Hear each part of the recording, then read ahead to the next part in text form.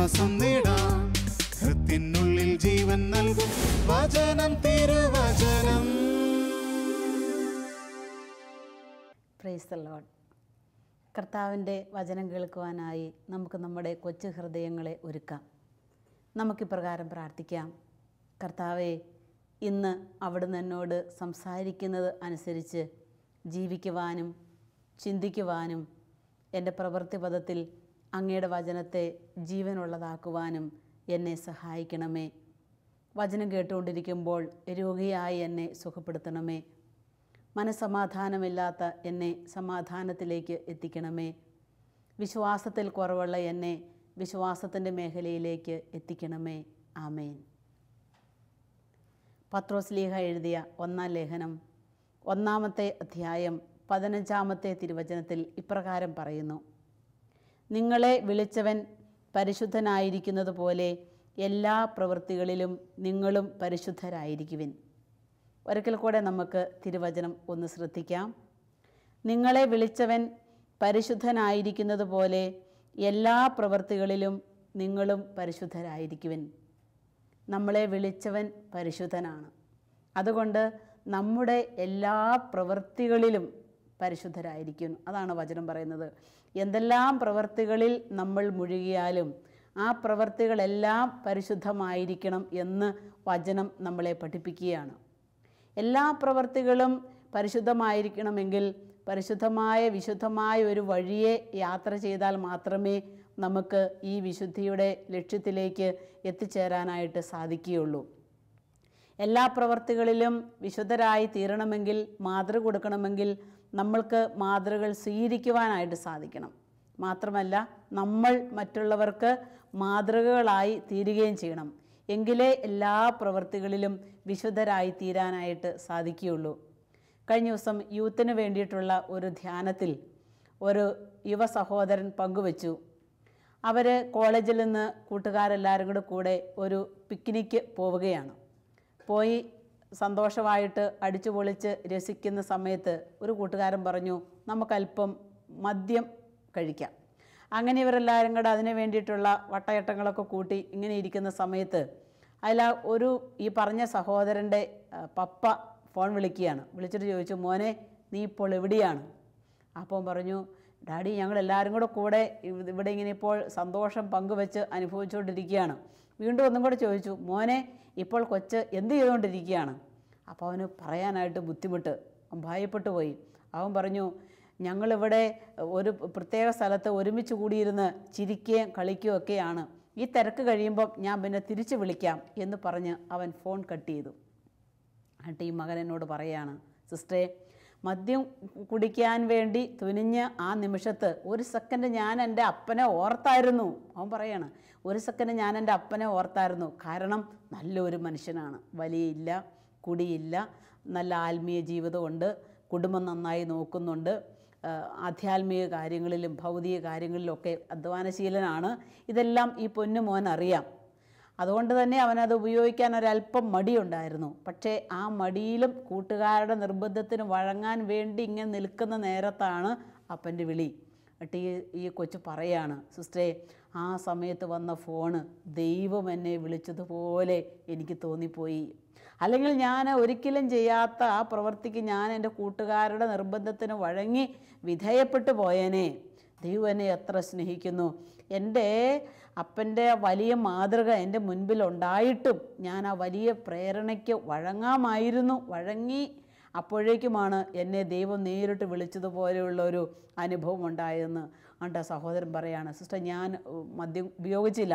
കൂട്ടുകാരൊക്കെ എന്നെ കളിയാക്കി, ഒരു വിശുദ്ധം വന്നേക്കുന്നു എന്നൊക്കെ പറഞ്ഞ് എന്നെ കളിയാക്കി. ഞാൻ ഒറ്റപ്പെട്ട നിമിഷ നേരത്തേക്ക് എങ്കിൽ പോലും ഞാനത് ഉപയോഗിച്ചില്ല. എന്നിട്ട് ഈ സഹോദരൻ പറയാണ്, എൻ്റെ പിതാവ് നല്ല ഒരു മാതൃകയാണ്. നോക്ക്, വിശുദ്ധമായ ജീവിതം നയിക്കുന്ന ആ പിതാവിൻ്റെ മാർഗത്തിലൂടെ ഈ മകന് നോക്കി യാത്ര ചെയ്യാൻ വളരെ എളുപ്പമുണ്ട്.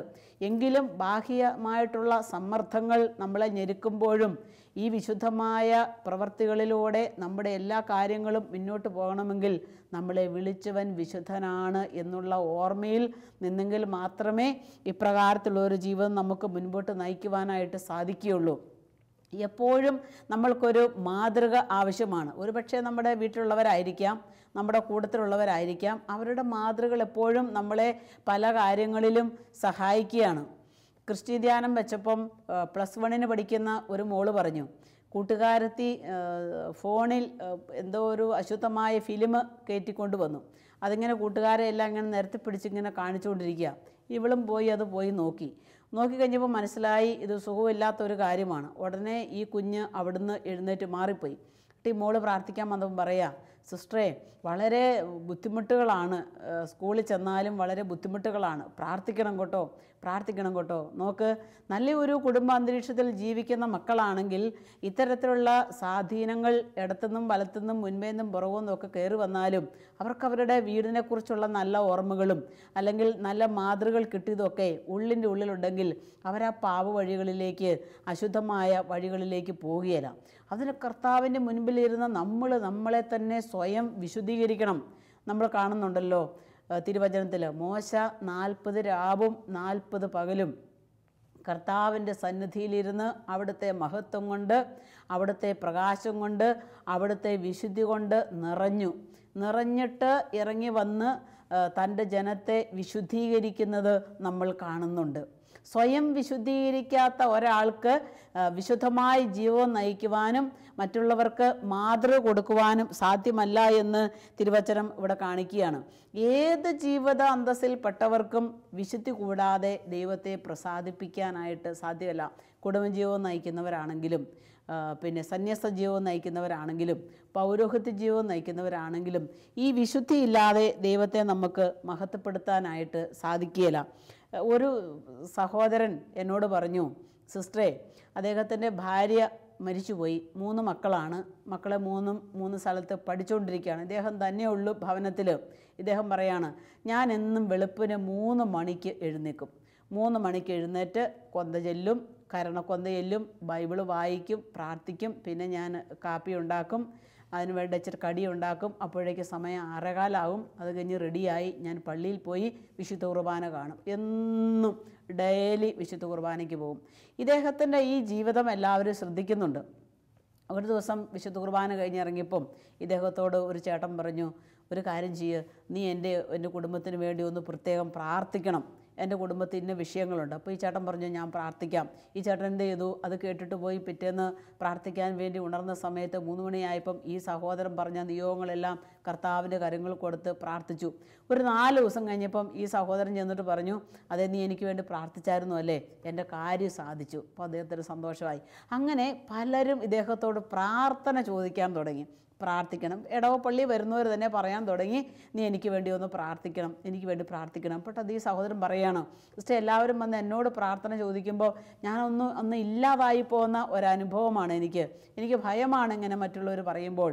മറ്റുള്ളവരൊരാൾ പറഞ്ഞാൽ അതനുസരിച്ച് ഇദ്ദേഹം തീക്ഷ്ണമായി പ്രാർത്ഥിക്കുകയും അനുഗ്രഹങ്ങൾ അവർക്ക് പകർന്നു കൊടുക്കുകയും ചെയ്യും. ഞാൻ ആ സഹോദരനോട് പറഞ്ഞു, സഹോദരനുള്ള ഈ നല്ല ജീവിതം മറ്റുള്ളവർക്ക് ബോധ്യപ്പെട്ടത് കൊണ്ടാണ് സഹോദരൻ്റെ അടുത്ത് പ്രാർത്ഥന ചോദിച്ച് കടന്നു വരുന്നതെന്നുള്ള കാര്യം. ഈ കാര്യത്തെക്കുറിച്ച് ഞാനിങ്ങനെ അദ്ദേഹം സംസാരിച്ചുകൊണ്ടിരുന്നപ്പോൾ തന്നെ ഞാൻ ഞങ്ങളുടെ സ്ഥാപക പിതാവിനെക്കുറിച്ച് ഓർത്തു. ഞങ്ങളുടെ സ്ഥാപക പിതാവ് ബഹുമാനപ്പെട്ട മോൺസിഞ്ഞോർ CJ വർക്കിച്ചൻ അച്ഛൻ്റെ കൂടെ ഞങ്ങളെ ധ്യാനിപ്പിക്കാനായി പോകുന്ന ഒരു കാലയളവുണ്ടായിരുന്നു. അപ്പോൾ അച്ഛൻ്റെ അടുത്ത് ഒരുപാട് മനുഷ്യരിങ്ങനെ പ്രാർത്ഥിക്കാനായിട്ട് നീണ്ട നിരയാണ്. അപ്പം ഞങ്ങളുടെ അടുത്തൊന്നും വലിയ ആൾക്കാരൊന്നും പ്രാർത്ഥിക്കാനൊന്നുമില്ല. അപ്പോൾ ഒരു ദിവസം അച്ഛനിങ്ങനെ രാവിലെ ഇരുന്നിട്ട് വൈകുന്നേരമായിട്ടും അച്ഛൻ്റെ അടുത്ത് നിന്ന് ആൾക്കാർ പോയിട്ടില്ല, ഒരു ഭക്ഷണം കഴിച്ചിട്ടില്ല, വെള്ളം കുടിച്ചിട്ടില്ല. അങ്ങനെ ഒരു 4 മണി ആയപ്പോഴേക്കും അച്ഛൻ മടുത്ത് ക്ഷീണിച്ച് വരികയാണ്. അപ്പം ഞാൻ അച്ഛനോട് ചോദിച്ചു, എൻ്റെ കൂടെ ഒരു സിസ്റ്ററും കൂടെ ഉണ്ട്, ചോദിച്ചു, എന്താ അച്ഛൻ്റെ അടുത്ത് ഇത്ര ആൾക്കാർ, ഇതെന്താ ഇങ്ങനെ? ഉടനെ അച്ഛൻ പറഞ്ഞൊരു വാക്ക് പറഞ്ഞത്, എന്നാൽ അച്ഛൻ ജീവിച്ചിരിപ്പില്ല എങ്കിൽ അച്ഛൻ പറഞ്ഞ വാക്ക് എൻ്റെ ഉള്ളിൽ ജീവിച്ചിരിപ്പുണ്ട്. അച്ഛൻ പറഞ്ഞ കാര്യം ഇതാണ്, ദൈവം കൂടെ ഉണ്ടെന്ന് മനുഷ്യർക്ക് ബോധ്യപ്പെട്ടാൽ ആ മനുഷ്യരെ തേടി ദൈവത്തിന് വേണ്ടി അവർ നമ്മളെ സമീപിക്കും. ദൈവത്തിൻ്റെ ആൾക്കാരാണെന്നറിഞ്ഞാൽ അവർ മണത്തറിഞ്ഞ്, ആ വിശുദ്ധി മണത്തറിഞ്ഞ്, ആ ജീവിതം മണത്തറിഞ്ഞ് അവരുടെ അടുത്ത് ചെല്ലും പ്രാർത്ഥിക്കാൻ, ഉപദേശം തേടാൻ, വിശുദ്ധിക്ക് വേണ്ട കാര്യങ്ങൾ അന്വേഷിക്കാൻ, ദൈവത്തിൻ്റെ അനുഗ്രഹത്തിന് വേണ്ടി പ്രാർത്ഥന ചോദിക്കാൻ. വിശുദ്ധിയുള്ള ജീവിക്കുന്ന മനുഷ്യരെ മറ്റുള്ള മനുഷ്യരും മണത്തറിയും. ആ വിശുദ്ധിയും സത്യവും ഒന്നും നമുക്ക് മറച്ചു വെക്കാൻ പറ്റത്തില്ല. അതതിൻ്റെ സമയാസമയങ്ങളിൽ ഇങ്ങനെ വെളിപ്പെട്ടുകൊണ്ടേയിരിക്കും. അച്ഛൻ പറയുകയാണ്, ദൈവം കൂടെ ഉണ്ടെന്ന് അറിയുന്നവരെ അന്വേഷിച്ച് ദൈവത്തിൻ്റെ ജനം വന്നുകൊണ്ടേയിരിക്കുമെന്ന്. ആ വാക്ക് എൻ്റെ മനസ്സിൽ എപ്പോഴും ഉണ്ട്. പ്രിയപ്പെട്ടവരെ, നമ്മൾ സ്വയം വിശുദ്ധീകരിച്ച് കഴിയുമ്പോൾ, നമ്മൾ വിശുദ്ധമായ ജീവിതം നയിക്കാൻ തുടങ്ങിക്കഴിയുമ്പോൾ നമ്മുടെ അടുത്തേക്ക് മനുഷ്യർ വരാൻ തുടങ്ങും. എന്തിനാ? പ്രാർത്ഥന ചോദിക്കാൻ, അവരുടെ ആവശ്യങ്ങളൊക്കെ ഒന്ന് പറയാൻ. ദൈവത്തിൻ്റെ സന്നിധിയിൽ നമ്മൾ മധ്യസ്ഥം വഹിക്കുമെന്ന് അവർക്ക് ഉറപ്പുള്ളത് കൊണ്ടാണ് അവർ നമ്മുടെ അടുത്തേക്ക് വരുന്നത്. ഈ വിശുദ്ധാത്മാക്കളുടെ ഒക്കെ ജീവിതത്തിലേക്ക് നമ്മൾ നോക്കുമ്പോൾ നമ്മളത് കാണുന്നുണ്ടല്ലോ. വിശുദ്ധ പാദ്രോപ്പിയോ, നമുക്ക് ഈ കാലയളവിൽ നമ്മൾ ഒത്തിരിയേറെ അനുഭവിച്ചറിഞ്ഞ ഒരു വിശുദ്ധനാണ്. ദീർഘമണിക്കൂറുകൾ ദൈവകാരുണ്യ സന്നിധിയിൽ ചെലവഴിക്കുമായിരുന്നു. അദ്ദേഹത്തിൻ്റെ അടുത്ത് കുമ്പസാരിക്കാൻ എത്രയോ മനുഷ്യരായിരുന്നു. വിശുദ്ധ ബലി അർപ്പണത്തിൽ പങ്കെടുക്കുവാൻ, പ്രാർത്ഥിക്കുവാൻ, ചോദിക്കുവാൻ. അതുപോലെ തന്നെ വിയാനി പുണ്യാളൻ, എത്രയോ വ്യക്തികളാണ്, എത്രയോ പേരാണ് ആ വിശുദ്ധ ജീവിതത്തിൻ്റെ അടുത്തേക്ക്, വിശുദ്ധരെ തിരിച്ചറിഞ്ഞ് അങ്ങോട്ടേക്ക് അവരുടെ അടുത്തേക്ക് കടന്നു ചെന്നത്. പൗലോസ്ലീഹ തെസ്സലോനിക്കക്കാർക്ക് എഴുതിയ 1-ാമത്തെ ലേഖനത്തിൽ 4-ാമത്തെ അധ്യായത്തിൻ്റെ 3-ാമത്തെ വചനം ശ്രദ്ധേയമാണ്. വചനം ഇപ്രകാരമാണ് പറയുന്നത്: നമ്മുടെ വിശുദ്ധീകരണമാണ് ദൈവം അഭിലഷിക്കുന്നത്. വിശുദ്ധി, നമ്മളുടെ വിശുദ്ധീകരണമാണ് ദൈവം അഭിലഷിക്കുന്നത്. വിശുദ്ധി പരത്തിക്കൊണ്ട്, വിശുദ്ധിയുടെ പ്രകാശം പരത്തിക്കൊണ്ട് ജീവിക്കാനായിട്ട് സാധിക്കുകയാണെങ്കിൽ നമ്മുടെ ജീവിതം കൊണ്ട് മറ്റുള്ളവരെ നമുക്ക് ദൈവത്തെങ്കിലേക്ക് അടുപ്പിക്കാനായിട്ട് സാധിക്കും. നമ്മളിലൊക്കെ ഈ ഭൂമിയിൽ കണ്ടുമുട്ടുന്ന സകല മനുഷ്യരിൽ നിന്ന് ഓരോ കാര്യങ്ങൾ നമുക്ക് പഠിക്കാനുണ്ട്. അവരൊക്കെ നമ്മളെ ഏതെങ്കിലുമൊക്കെ രീതിയിൽ സ്വാധീനിക്കാറുമുണ്ട്. എന്ന് വെച്ചാൽ, നിങ്ങളെ കാണുന്ന ഞാനും എന്നെ കാണുന്ന നിങ്ങളും ഏതെങ്കിലുമൊക്കെ കാര്യങ്ങൾ നമുക്ക് അങ്ങോട്ടും ഇങ്ങോട്ടും അറിയാനും മനസ്സിലാക്കാനും ഒക്കെ ഉണ്ട് എന്നുള്ള കാര്യം പരമമായ സത്യമാണ്. നന്മയായിട്ടുള്ളവരാണെങ്കിൽ അവരിൽ നിന്ന് നമുക്ക് നന്മയായിട്ടുള്ളതൊക്കെ കിട്ടും. തിന്മയായിട്ടുള്ളവരാണെങ്കിൽ അവരിൽ നിന്ന് നമുക്ക് തിന്മയായിട്ടുള്ളതൊക്കെ കിട്ടും. ഈ കഴിഞ്ഞ ദിവസം ഞങ്ങളുടെ ധ്യാന കേന്ദ്രത്തിൽ ധ്യാനിക്കാൻ വന്ന ഒരു സഹോദരന് ധ്യാനത്തിൻ്റെ 2-ാമത്തെ ദിവസം ആ റൂമിൽ കിടക്കുന്നവർക്കൊക്കെ കൊണ്ടുപോയി സിഗരറ്റ് വലിക്കാൻ കൊടുക്കുകയാണ്. അപ്പോൾ ഒരു സഹോദരൻ വന്നിട്ട് എന്നോട് പറഞ്ഞു, സിസ്റ്ററെ, ഞങ്ങൾ കിടക്കുന്ന സ്ഥലത്ത് ഇന്നതുപോലെ ചെയ്യുന്നുണ്ട് ഒരാൾ. അപ്പോൾ ഞാൻ ചോദിച്ചു, എല്ലാവരും അതിനകത്ത് പങ്കുപറ്റിയോ? അവൻ പറഞ്ഞില്ല സിസ്റ്റർ, ഞങ്ങളൊന്നും പോയി മേടിച്ചില്ല, 2-3 പേര് അത് ചെയ്തു. അപ്പോൾ ഞാൻ ഈ സഹോദരനെ വിളിച്ച് സ്നേഹത്തോടെ ചോദിച്ചും പറഞ്ഞു, സിസ്റ്റർ, എൻ്റെ കയ്യിൽ 2-3 കൂടെ ഉണ്ടായിരുന്നു, അപ്പോൾ അവരും അതിനിങ്ങനെ ഇരിക്കുകയായിരുന്നു, അതുകൊണ്ട് ഞാൻ അവർക്ക് കൊടുത്തുന്നു. നോക്ക്, ആ മനുഷ്യൻ അവരെ ആ രീതിയിൽ സ്വാധീനിച്ചു. തിന്മയായിട്ടുള്ളവർ തിന്മയായ രീതിയിൽ മറ്റുള്ളവരെ സ്വാധീനിക്കും. നന്മ നിറഞ്ഞിരിക്കുന്നവരോ നന്മയായിട്ട് മറ്റുള്ളവരെ സ്വാധീനിക്കും. ഞാൻ ഓർക്കാറുണ്ട്, മറിയം ത്രേസ്യാമ്മയുടെയും വിധേയത്തിൽ അച്ഛൻ്റെയും ഒക്കെ ജീവചരിത്രമൊക്കെ നമ്മൾ ഈ നാളുകളൊക്കെ വായിക്കുമ്പോൾ അവർ തമ്മിൽ ഉള്ള ആ ഒരു ജീവിതത്തിൻ്റെ ഒരു ഷെയറിങ്ങും പ്രാർത്ഥനയൊക്കെ, ഈ മറിയം ത്രേസ്യാമ്മയുടെ വിശുദ്ധിയൊക്കെ വിധേയത്തിൽ അച്ഛനെ, ധന്യനായ വിധേയത്തിൽ അച്ഛനെ കൂടുതൽ വിശുദ്ധമായി ജീവിക്കാനായിട്ടുള്ള പ്രേരണ കൊടുത്തു, പ്രചോദനം കൊടുത്തു. നല്ല മനുഷ്യരുമായിട്ടുള്ള നമ്മളുടെ നല്ല സഹവാസം വിശുദ്ധമായ ജീവിതത്തിലേക്ക് കൊണ്ടുപോയി നമ്മളെ എത്തിക്കും. നമുക്ക് നമ്മളെ ഒന്ന് ആത്മശോധന ചെയ്തു നോക്കാം. നമ്മുടെ കൂട്ടുകാരൊക്കെ ആരാണ്? നമ്മുടെ ബന്ധങ്ങളൊക്കെ ഏത് രീതിയിലുള്ളതാണ്? ഏതൊക്കെ രീതിയിലാണ് മറ്റുള്ളവരോട് നമ്മൾ ഇടപെടുന്നത്? കുറവുകളുണ്ടെങ്കിൽ നമുക്ക് ഈ തിരുവചനത്തിൻ്റെ വെളിച്ചത്തിൽ അതെല്ലാം ഒന്ന് അകറ്റി നിർത്താം.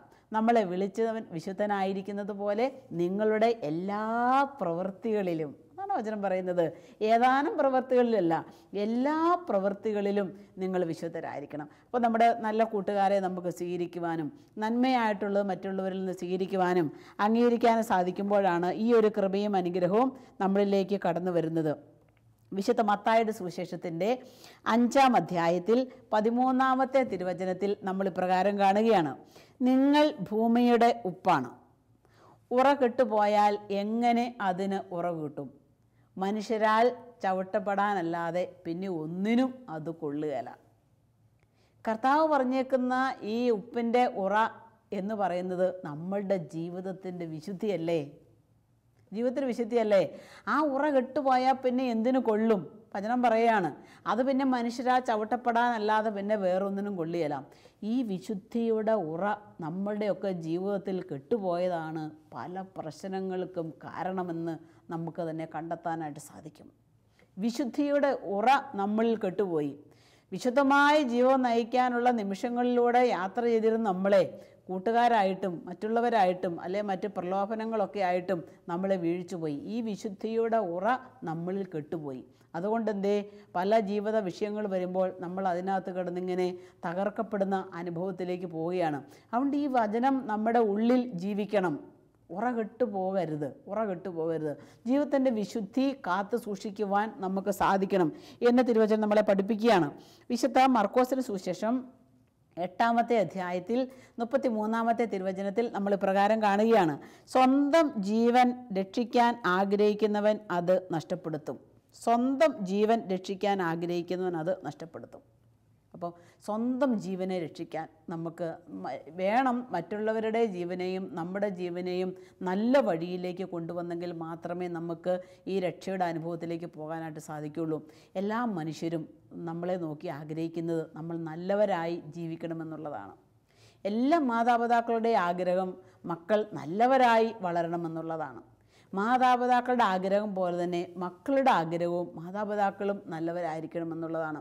അപ്പോൾ എല്ലാ മനുഷ്യരും നമ്മളെ നോക്കി ആഗ്രഹിക്കുന്നതും നമ്മൾ അവരെ നോക്കി ആഗ്രഹിക്കുന്നതും എല്ലാവരും നല്ലവരായിരിക്കണം എന്നുള്ളതാണ്. വിശുദ്ധിയുള്ളവരായി ജീവിക്കണം, പെരുമാറണം എന്നുള്ള കാര്യമാണ്. ഈ മദർ തെരേസായുടെ ജീവിതത്തെക്കുറിച്ച് നമ്മൾ പഠിക്കുമ്പോൾ ജീവിതകാലത്ത് തന്നെ മദർ തെരേസ അനശ്വരയായിരുന്നു. വിശുദ്ധ മദർ തെരേസ ജീവിതകാലത്ത് തന്നെ അവൾ അനശ്വരയായി മാറി. ദീർഘസമയം കർത്താവിൻ്റെ സന്നിധിയിൽ പ്രാർത്ഥനയിൽ ദിവ്യകാരുണ്യ സന്നിധിയിൽ ചെലവഴിച്ച് വിശുദ്ധി ആർജിച്ച് ആ വിശുദ്ധി മറ്റുള്ളവർക്ക് വാരിക്കോരി കൊടുക്കുമായിരുന്നു. പുസ്തകത്തിൽ ഈ കഴിഞ്ഞ ദിവസം മദർ തെരേസയെക്കുറിച്ചുള്ളൊരു പുസ്തകം വായിച്ചപ്പം അതിനകത്ത് ഞാൻ വായിച്ചെത്തിയൊരു സംഭവം എൻ്റെ ഓർമ്മയിലേക്ക് വരികയാണ്.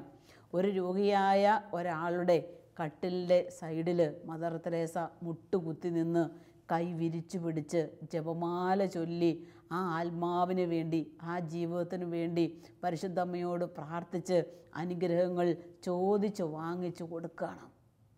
വിശുദ്ധമായ ജീവിതം നയിക്കുന്നവർക്ക് ഇങ്ങനെ മറ്റുള്ളവർക്ക് വേണ്ടി അപ്രകാരം ദൈവത്തിൻ്റെ സന്നിധിയിൽ ത്യാഗപൂർവ്വം പ്രാർത്ഥിച്ച് ദൈവത്തിൻ്റെ കരങ്ങളിൽ നിന്ന് അനുഗ്രഹങ്ങൾ ചോദിച്ചു വാങ്ങിച്ച് കൊടുക്കാനായിട്ട് സാധിക്കുക.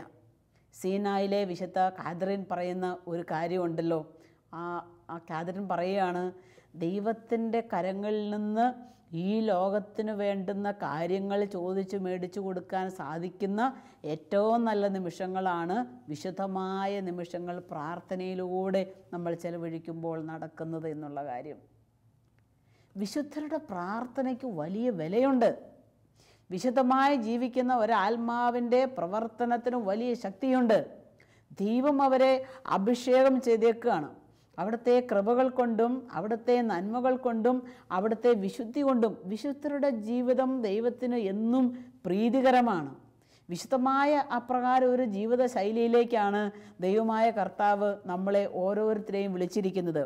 യാക്കോബ് ലേഖനം 5-ാമത്തെ അധ്യായം 16-ാമത്തെ വചനത്തിൽ ഇപ്രകാരം നമ്മൾ കാണുകയാണ്: നീതിമാന്റെ പ്രാർത്ഥന വളരെ ശക്തിയുള്ളതും ഫലദായകവുമാണ്. ോ എന്തൊരു നല്ല വചനമാണ്. നീതിമാന്റെ പ്രാർത്ഥന വളരെ ശക്തിയുള്ളതും ഫലദായകവുമാണ്. നീതിമാന്റെ പ്രാർത്ഥനയ്ക്ക് ശക്തിയുണ്ട്, അതിന് ഫലദായകത്വമുണ്ട് എന്ന് വചനം പറയുകയാണ്. അപ്പോൾ വിശുദ്ധിയോടുകൂടിയാണ് നമ്മൾ ദൈവത്തിൻ്റെ സന്നിധിയിൽ പ്രാർത്ഥിക്കുന്നതെങ്കിൽ, മറ്റുള്ളവർക്ക് വേണ്ടി പ്രാർത്ഥിക്കുന്നതെങ്കിൽ, മറ്റുള്ളവർക്ക് വേണ്ടി അധ്വാനിക്കുന്നതെങ്കിൽ എന്തുമാത്രം കാര്യങ്ങൾ നമുക്ക് നമ്മുടെ ഈ ചെറിയ ജീവിതം കൊണ്ട് ദൈവത്തിൻ്റെ സന്നിധിയിൽ ചെയ്യുവാനായിട്ടുണ്ട്. ഒത്തിരിയേറെ കാര്യങ്ങളുണ്ട്. ഇന്നിൻ്റെ ഈ ലോകത്ത് വിശുദ്ധമായ ഒരു ജീവൻ നയിക്കുക എന്ന് പറഞ്ഞാൽ വളരെ പ്രയാസമുള്ള ഒരു കാര്യം തന്നെയാണ്. അത്ര എളുപ്പമൊന്നുമല്ല. എന്നാൽ ജീവിക്കാൻ തുടങ്ങിക്കഴിഞ്ഞാലോ നമുക്ക് എളുപ്പമാണ്. ദൈവം നമ്മളെ സംരക്ഷിക്കും, ദൈവം നമ്മളെ കാത്തു സൂക്ഷിക്കും, ദൈവം നമുക്ക് ആവശ്യമായതെല്ലാം പ്രദാനം ചെയ്യും. അതുകൊണ്ട് ഈ ഒരു അനുഭവം നമ്മുടെ മനസ്സിലുള്ളത് വളരെ നല്ലതാണ്. അപ്പസ്തോല പ്രവർത്തനങ്ങളിൽ 27-ാം അധ്യായത്തിലേക്ക് നമ്മൾ കടന്നു ചെല്ലുമ്പോൾ നമ്മൾ കാണുന്നുണ്ട് അവിടെ വലിയൊരു കപ്പൽ അപകടം. ഈ കപ്പലിൽ 276 പേര് ഉണ്ടായിരുന്നുവെന്നാണ് വചനത്തിൽ പറയുന്നത്. കാറ്റിലും കോളിലും ഒക്കെ മുങ്ങിയ ഈ കപ്പലിനെ, ആ കപ്പലിൽ പൗലോസ് ഉണ്ടായിരുന്നു എന്നതിൻ്റെ പേരിൽ തന്നെ ദൈവം രക്ഷിച്ചു. പൗലോസ് എന്ന ഈ നീതിമാനെ ഓർത്ത് ദൈവമായ കർത്താവ് ആ കപ്പലിനെ അപകടത്തിൽ നിന്ന് രക്ഷിച്ചു. ഒരാളെ പ്രതി ആ കപ്പലിലുള്ള സകല മനുഷ്യരെയും ദൈവം രക്ഷിക്കുകയാണ്. നോക്ക്, വിശുദ്ധമായ ജീവിക്കുന്ന ഒരാളുണ്ടെങ്കിൽ ആ ആളെ പ്രതി ദൈവം നമ്മോട് കരുണ കാണിക്കും. വിശുദ്ധമായ ജീവൻ നയിക്കുന്ന ഒരാൾ നമ്മുടെ വീട്ടിലുണ്ടെങ്കിൽ, ഒരാളെങ്കിലും നമ്മുടെ വീട്ടിലുണ്ടെങ്കിൽ ആ ആളെ പ്രതി ദൈവം ആ കുടുംബത്തോട് കരുണ കാണിക്കും, ആ കുടുംബത്തെ അനുഗ്രഹിക്കും. വിശുദ്ധമായി ജീവിക്കുന്ന ഒരു വ്യക്തി ഒരു സമൂഹത്തിലുണ്ടെങ്കിൽ ആ വ്യക്തിയെ പ്രതി ദൈവം എൻ്റെ സമൂഹത്തോട് കരുണ കാണിക്കുമത്രേ. നമുക്ക് ഈ തിരുവചനം ഒന്ന് ജീവിക്കാനായിട്ട് ആരംഭിക്കാം. ഈ തിരുവചനം ജീവിക്കാനായിട്ട് നമ്മൾ ആരംഭിക്കുകയാണെങ്കിൽ നമ്മുടെയൊക്കെ വീടുകളിൽക്കിടെ ഭവനങ്ങളിൽ ഓരോ വിശുദ്ധരുണ്ടാവും. ആ വിശുദ്ധരുണ്ടെന്നതിൻ്റെ പേരിൽ തന്നെ നമ്മൾ അനുഗ്രഹത്തിൻ്റെ അഭിഷേകത്തിലേക്ക് കടന്നു വരികയാണ്, കൃപയുടെ അഭിഷേകത്തിലേക്ക് കടന്നു വരികയാണ്. അപ്പോൾ നമുക്ക് പ്രത്യേകം തമ്പുരാനോട് പ്രാർത്ഥിക്കാം. പൂർവ്വ യോസേപ്പിനെ പ്രതി ഈജിപ്തിനെ ദൈവം രക്ഷിക്കുന്നുണ്ടല്ലോ. നമ്മൾ പഴയ നിയമത്തിലേക്ക് കടന്നുമ്പോൾ നമുക്ക് കാണാനായിട്ട് സാധിക്കും. യോസേപ്പിനെ പ്രതി ഈജിപ്തിനെ രക്ഷിക്കുന്ന ആ നാടിനോട് കരുണ കാണിക്കുന്ന ദൈവം, അബ്രാഹത്തെ പ്രതി ആ നാടിനോട് കരുണ കാണിക്കുന്ന ദൈവം. അപ്പോൾ നമ്മളേക്കും വിശുദ്ധമായ ജീവിതം നയിച്ച് ദൈവം ആഗ്രഹിക്കുന്ന ഈ കരുണയിലേക്കും കൃപാവരത്തിലേക്കും അഭിഷേകത്തിൻ്റെ ശക്തിയിലേക്കും കടന്നു വരാൻ സാധിക്കട്ടെ. നമ്മുടെ ജീവിതങ്ങളൊക്കെ ഒരു ബലിയായി മാറട്ടെ. ജീവിച്ചിരിക്കുമ്പോൾ തന്നെ നമ്മുടെ ജീവിതങ്ങൾ അനശ്വരമായി തീരട്ടെ. നമുക്ക് പ്രാർത്ഥിക്കാം. ഏത് ജീവിതാന്തസ്സിൽപ്പെട്ടവർക്കും പ്രാർത്ഥിക്കാം, അതിനുവേണ്ടി പരിശ്രമിക്കാം. ദൈവമേ, അവിടുന്ന് പരിശുദ്ധനായിരിക്കുന്നത് പോലെ ഞങ്ങളുടെ എല്ലാ പ്രവൃത്തികളിലും പരിശുദ്ധരായിരിക്കുവാൻ ഞങ്ങളെ സഹായിക്കണമേ എന്ന് ഒരു നിമിഷം നമുക്ക് പ്രാർത്ഥിക്കാം. കർത്താവേ, അങ്ങയുടെ വചനം ഞങ്ങൾക്ക് ശക്തിയും ധൈര്യവും ബലവും സന്തോഷവും പ്രദാനം ചെയ്യുന്നു. അങ്ങയുടെ വചനം കേൾക്കുക മാത്രം ചെയ്യുന്ന ആത്മവഞ്ചകരാകാതെ വചനം കേട്ട് ജീവിക്കുന്നവരാകുവാൻ ഞങ്ങളെ ധൈര്യപ്പെടുത്തണമേ, ഞങ്ങളെ ശക്തിപ്പെടുത്തണമേ. ആമേൻ.